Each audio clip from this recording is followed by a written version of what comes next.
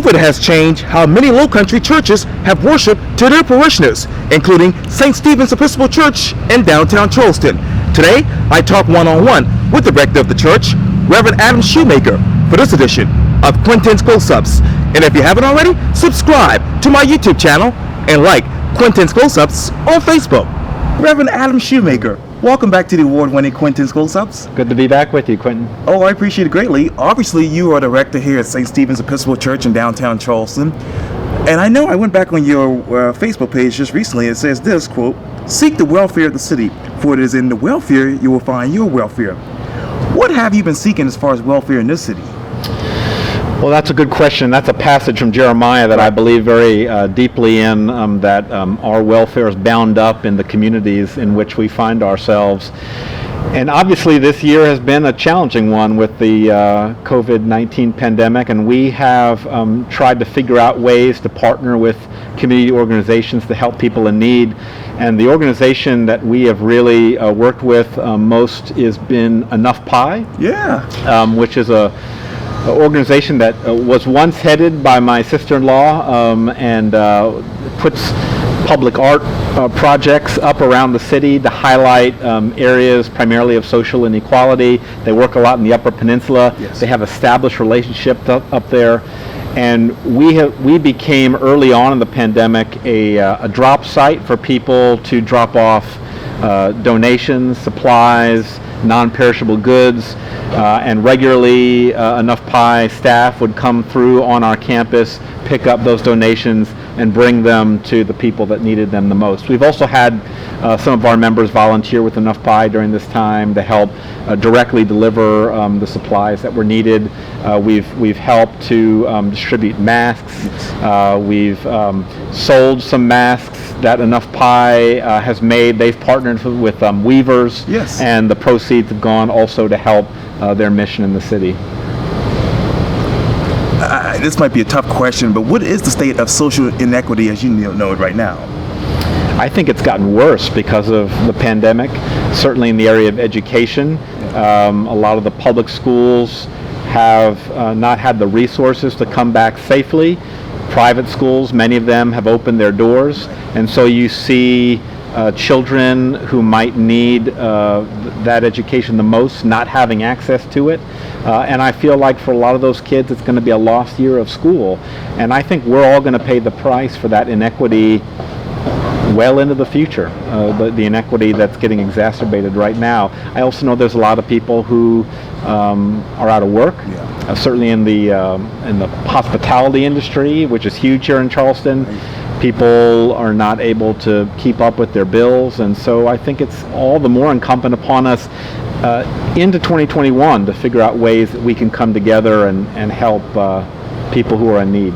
Speaking of which, I went back on your church's website page on Facebook. It says this: "Happy New Year." Join our rector, obviously Father Shoemaker, as he prays Psalms 110 and offers a prayer for 2021. What is your prayer for 2021 when you look at Psalms 110? Well, that psalm, we've been praying through the Psalms, and we've been trying, like a lot of churches, to have a digital ministry and a digital presence. And the clergy and I have been praying the Psalms each day, Monday through Friday during the week.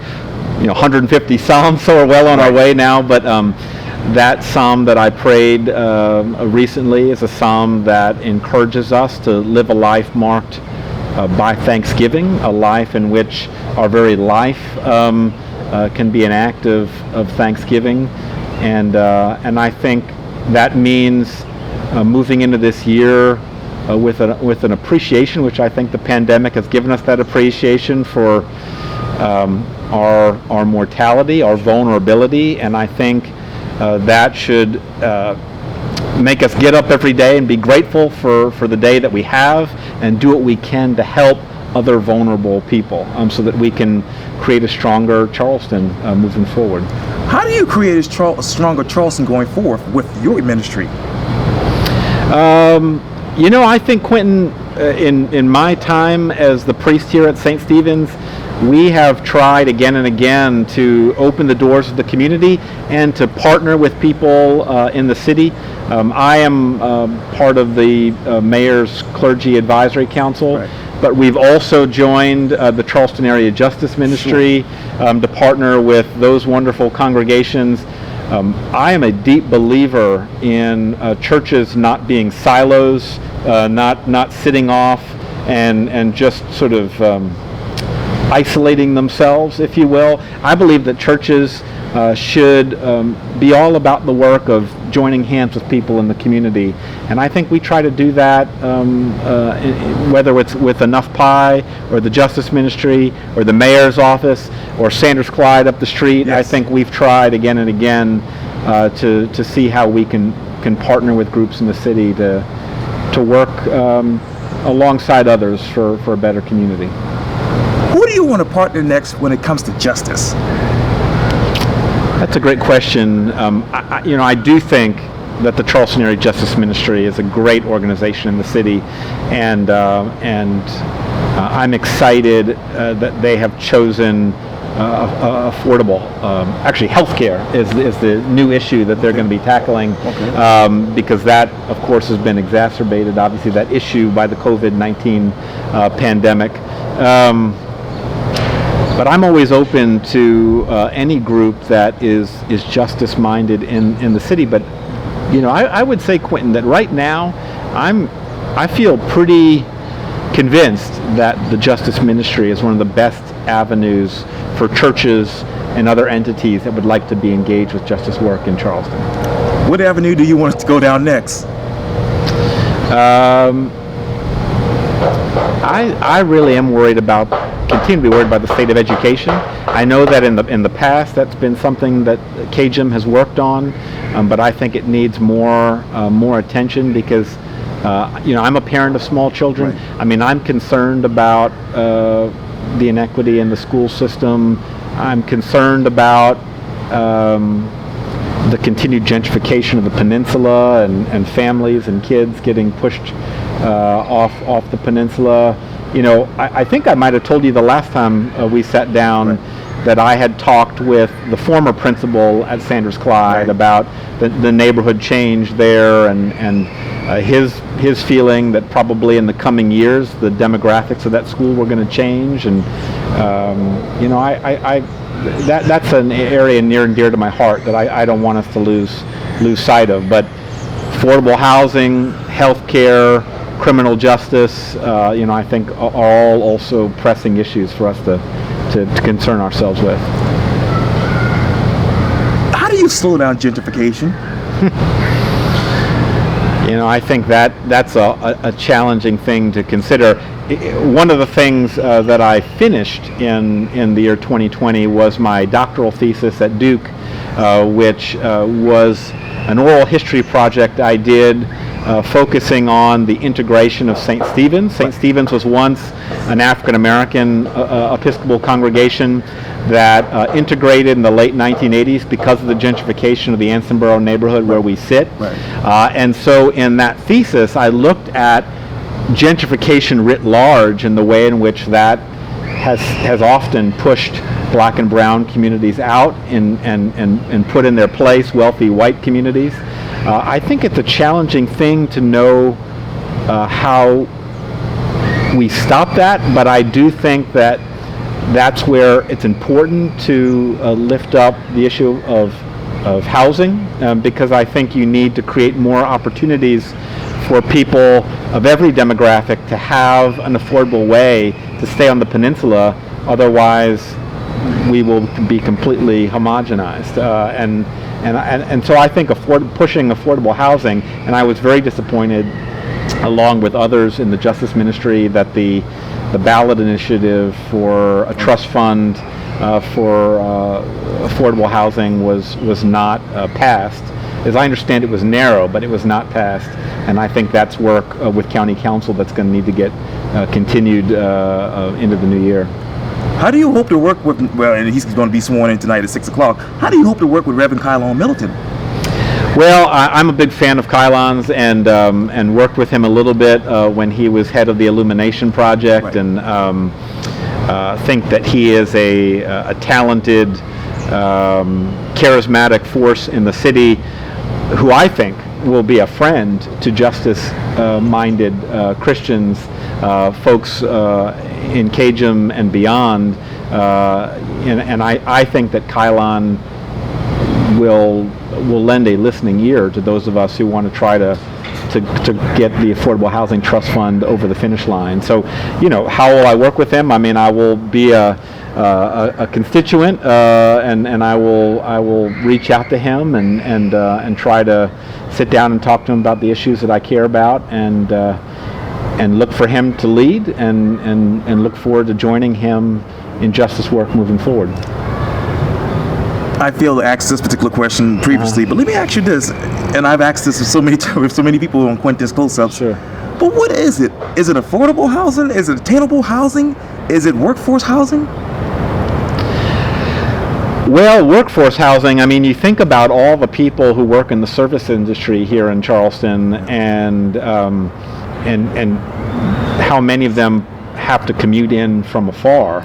Yeah. I think the other thing, and I think we talked about this the last time we sat down, was transportation. Right. And how can you get light rail or some way for people who live further afield to more easily get in, not have to pay the parking fees, which I know has been another issue.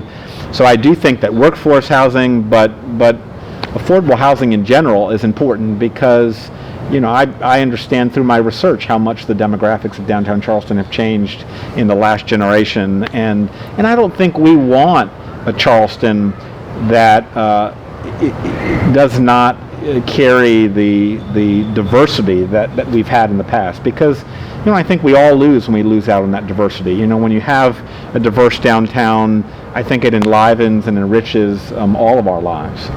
Yes, indeed. Let me drill on public transportation. Sure. Where is the infrastructure for this right now? I don't know if I'm the right person to ask that question. I don't know where things stand with the transportation issue, but certainly see that as something to go in tandem with the housing issue. So, how diverse do you want Charleston to be in the next 5 to 10 years?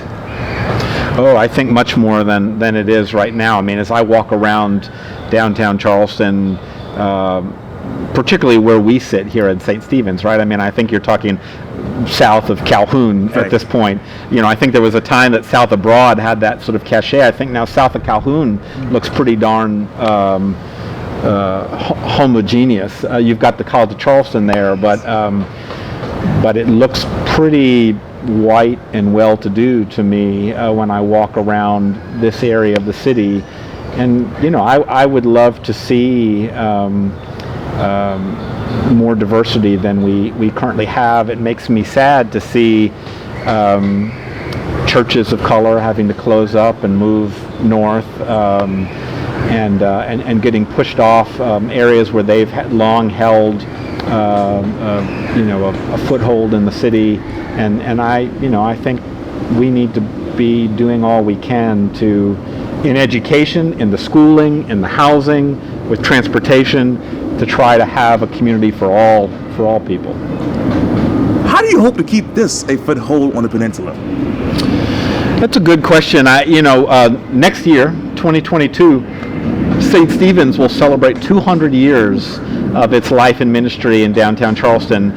We were started as a mission to the poor by 3 women, all named Sarah, in 1822 on Ginyard Street, right by the market. Right. And then that original site burned due to a fire in Charleston. And then this current site was consecrated in 1836. So we'll be celebrating 200 years of the mission. But I would say that I feel very optimistic about St. Stephen's future. At every stage in our 200-year history, we have been known for our outreach to people on the margins of society. But I think right now we're in a very good place. This is as strong and vibrant and as large a congregation as St. Stephen's has had in its 200 years. And I think we're continuing to grow. And a congregation like ours, I think, that really strives to be a house of prayer for all God's children is appealing to the new face of Charleston, to all the the people like me, right, that come in from off, as they say, all the people who keep moving into Charleston from afar, I think are attracted by the diverse, progressive, open-minded Christian congregation that we strive to be. And so, I would say our challenge is simply how to manage our growth given our space constraints. We don't have a large campus. Yeah. We don't have a large worship space. So we're going to have to add worship services to accommodate more worshipers.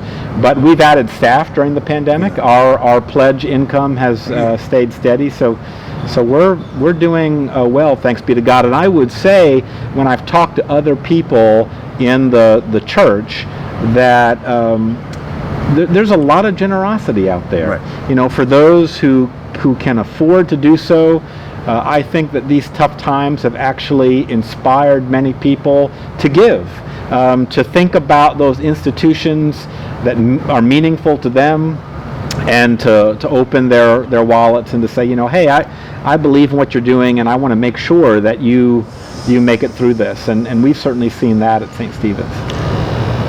What are those margins of society right now?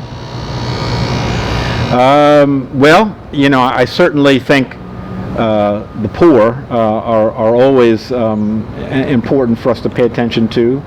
I think communities of color continue to be discriminated against, and I think continue to face not only social inequity but racial injustice, as we've seen quite a bit of in this past year. And I would also say, in my mind, the LGBT community continues to struggle with discrimination that's important for us to pay attention to. And we at St. Stephen's, I think, try our best to be there for all of those communities. Reverend Adam Shoemaker, thank you so much for your time. And again, welcome back to the award-winning Quintin's Close-Ups. Thanks so much, Quintin. It's been great to be with you. Likewise.